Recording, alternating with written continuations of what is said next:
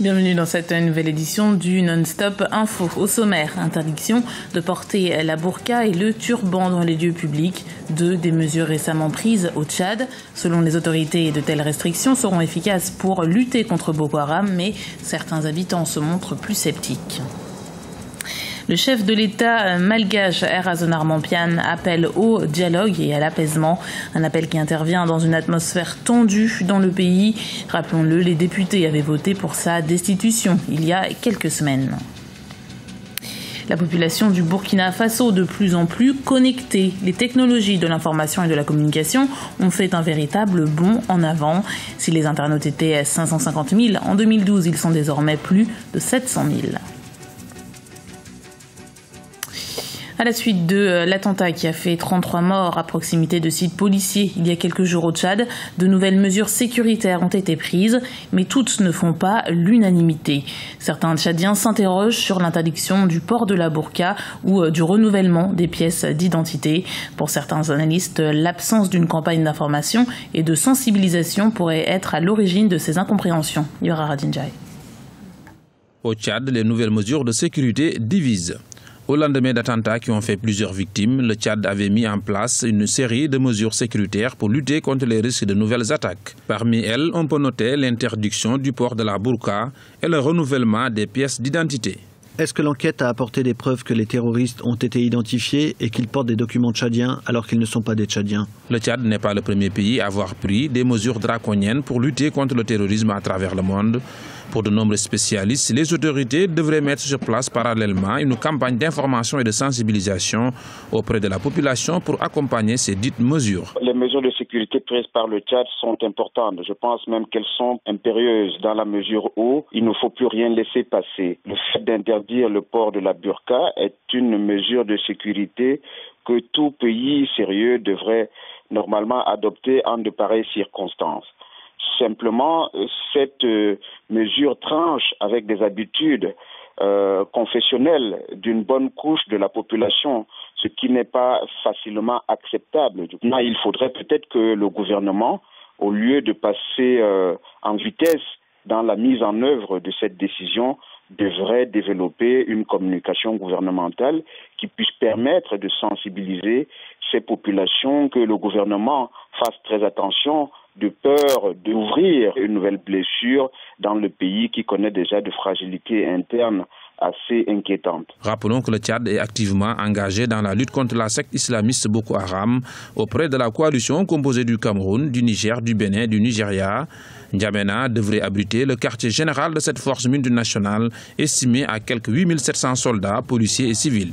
Un engagement militaire qui ferait de ce pays d'Afrique centrale la cible des islamistes de Boko Haram.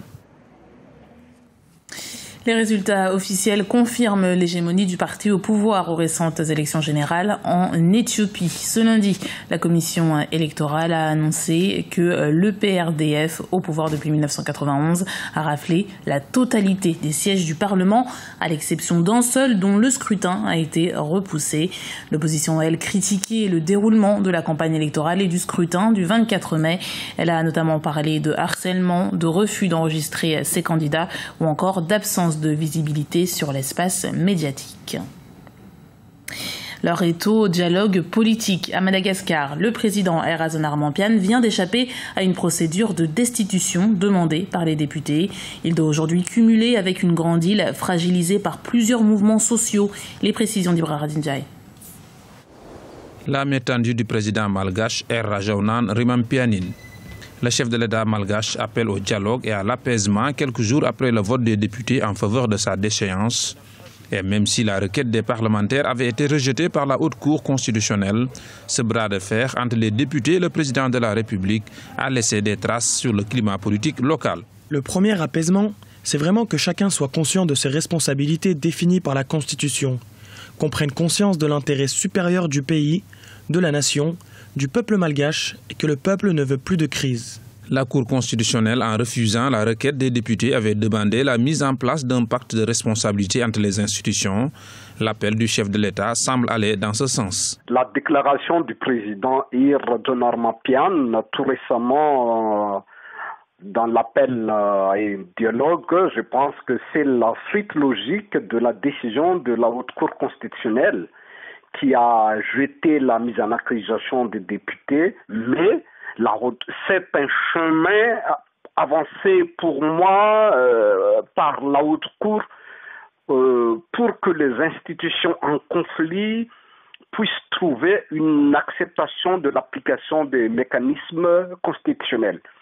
D'ailleurs, le président de la République a déjà annoncé qu'il n'y a ni vainqueur ni vaincu, même si il a gagné. Le pays connaît des mouvements sociaux. À la grève des fonctionnaires s'ajoute celle du personnel d'Air Madagascar et l'économie du pays souffre de ces nombreuses turbulences. Le pays se trouve encore dans une zone de turbulence économique aussi, puisque maintenant, il ne faut pas oublier qu'il y a aussi des tensions sociales et économiques.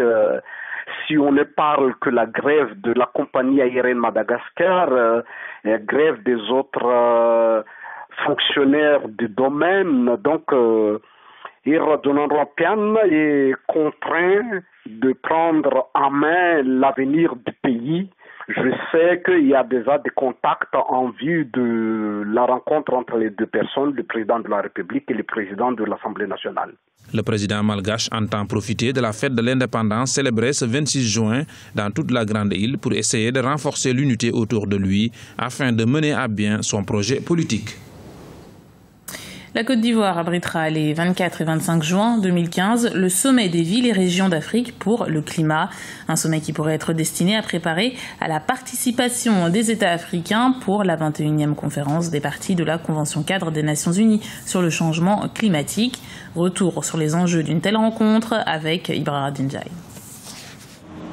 Yamoussoukro, la capitale politique et administrative de la Côte d'Ivoire, accueillera le sommet des villes et régions d'Afrique pour le climat du 24 au 25 juin 2015. Une rencontre qui a pour objectif de préparer la participation des États africains à la 21e conférence des parties de la Convention cadre des Nations Unies pour le changement climatique. Les enjeux de ce rendez-vous sont multiples. Pour Kabinet Komara, ancien Premier ministre de la Guinée et actuellement haut-commissaire auprès de l'OMVS, l'Organisation pour la mise en valeur du fleuve Sénégal, la population doit prendre conscience des conséquences de ses comportements sur son quotidien. Nous devons savoir qu'à l'échelle du pays, nous-mêmes nous devons prendre conscience du fait que les changements climatiques, le réchauffement, tout ceci a des incidences sur notre vie même, par des comportements tels que le déboisement, l'assèchement de nos sources de cours d'eau. Donc, ceci provoque la sécheresse, l'avancée du désert, le manque d'eau, qui, qu'on le veuille ou pas, impacte directement sur nos conditions de vie. Donc là, il y a une sensibilisation à faire par des programmes hardis, aussi bien au niveau citoyen, au niveau scolaire, et au niveau étatique, par des mesures réglementaires, par des mesures coercitives, même par des mesures fiscales, pour que dans chacun de nos pays, vraiment, un comportement plus environmental friendly, plus désireux, de prendre en compte la nécessité de protéger l'environnement et la nature. L'Afrique n'échappe pas au dysfonctionnement climatique. Plusieurs régions font face à la sécheresse, aux inondations, au résultat du réchauffement climatique. Face à l'urbanisation et à l'essor démographique, des mesures importantes s'imposent. En Afrique, les villes sont un acteur majeur du développement dans ces pays parce qu'on a souvent des pouvoirs qui sont centraux et tout se définit à partir des capitales ou des grandes villes en Afrique. Ça me semble quelque chose de très important parce que le développement, on voit bien en Afrique, le développement, on prévoit un doublement de la population d'ici 2050, donc tout se fera sur la construction des villes. Mais il faudra dégager une véritable plateforme commune d'idées pour définir des politiques sur le transport qui est un véritable problème. Et cela impose également de lutter contre la déforestation. À Yamoussoukro, l'Afrique tentera d'harmoniser ses points de vue sur le réchauffement climatique avant la conférence sur le climat du 30 novembre au 11 décembre 2015 à Paris. Les délégués de 195 pays seront présents avec l'objectif de trouver un accord international contraignant contre les émissions de gaz à effet de serre. Depuis 2 ans, le nombre d'internautes au Burkina Faso est en constante augmentation. On en comptait en 2012 550 000. Aujourd'hui, ils sont plus de 700 000. Mais l'autorité de régulation des communications électroniques et des postes relève néanmoins une mauvaise qualité de la connexion Internet dans son dernier rapport. Reportage de notre correspondant Wanjam Valentin Comporé. Au Burkina Faso, le secteur des technologies de l'information et de la communication est en nette croissance. Si en 2012, on n'enregistrait qu'environ 550 000 internautes, de nos jours, ils sont près de 700 000 au pays des hommes intègres sur la toile.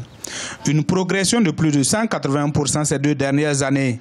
Les autorités sont aussi dans cette dynamique avec le e-gouvernement, un projet pour une administration électronique. Le projet e-gouvernement, c'est un projet qui est une nouveauté et qui va permettre, je dirais, au gouvernement de travailler sans papier.